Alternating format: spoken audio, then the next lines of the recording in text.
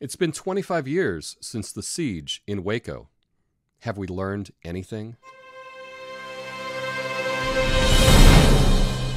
Hi, thanks for watching. Today I'm going to be talking about the standoff in Waco, Texas that happened 25 years ago. I'm going to discuss my thoughts on the miniseries that concludes tonight on Paramount TV, and a few things to think about when it comes to having different opinions from other people. So it was 25 years ago of the initial siege of the Branch Davidian Compound at Mount Carmel, Texas, outside of Waco. And during the initial siege, there were some ATF agents that were killed. And so the FBI took over, and there was a standoff for 51 days that ended in a huge fire and lots of lives lost. It was a terrible tragedy. I remember when this happened, I was in undergrad in New Mexico, nearby. But I didn't know that much about it at the time. I just took the mainstream media narrative that was given to me, that it was a crazy cult with a charismatic leader who thought he was Jesus, who had a bunch of guns and might have been abusing kids. And that was pretty much all I knew. But I remember at the time, it was right around this time that I had first learned about what the rapture was. I had a friend that had a bumper sticker that said, "In case of rapture, this car will be unmanned." And I didn't know what that meant. And she explained to me what the rapture was, and she had to explain it like 4 or 5 times because I just didn't get it. But what the rapture is it's the belief of the second coming of Jesus Christ, and all Christians at that time will then ascend to heaven immediately. So if you were driving your car and the rapture happened, you would go up to heaven and the car would be empty, hence the bumper sticker. And the Branch Davidians were a doomsday cult. They believed in the end of times. They believed in these things. And I was really shocked to hear that regular people, that a lot of people had these beliefs. This was a foreign belief to me. And I was really shocked to hear that there were a lot of people that believed that. I live here in Portland, Oregon, and it's a pretty progressive left-wing city. And that's most of the people that I know. And if I were to mention the fact that polls show that 4 out of 10 Americans believe that the earth is between 6 and 10,000 years old, they'd be shocked. They'd say, there's no way. That's impossible. The earth is 4.5 billion years old, and they can't comprehend that a lot of people have that belief. A whole lot of people have that belief. And I'm sure it's the converse in other parts of the country. I totally get that.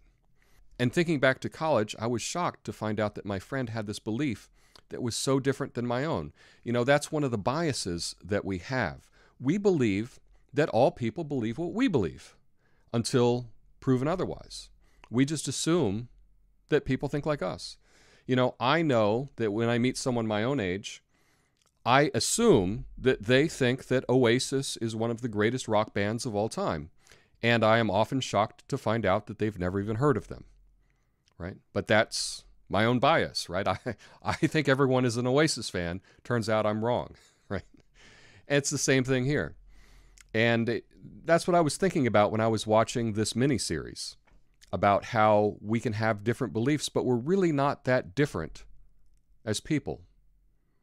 I could really identify with a lot of people that were in the Branch Davidian Compound. They didn't seem that different than other people that I know. Now, the 6-part miniseries, or limited series, or whatever they're calling it these days, is on Paramount TV. If you don't know Paramount, they've rebranded. They used to be Spike TV. And I didn't expect to like this series. I thought I'd just watch the first episode and see if it was any good. But I think it's great. And tonight is the finale, and I can't wait to see what happens. Well, I know what happens, but I can't wait to see the program about what happens. And the acting is fantastic. They did a really nice job with the storytelling, but I really believe that now I understand the motivations of the ATF, of the FBI, of the people in the compound, the motivations of David Koresh. So they did a great job with the storytelling. And I'm all in this story. I think it's great. So I was thinking if there are any lessons from Waco. Now, obviously, there's some tactical lessons. I am sure that the FBI has made lots of changes to how they conduct sieges, how they negotiate, things like that. So those are all lessons, but they're not for us.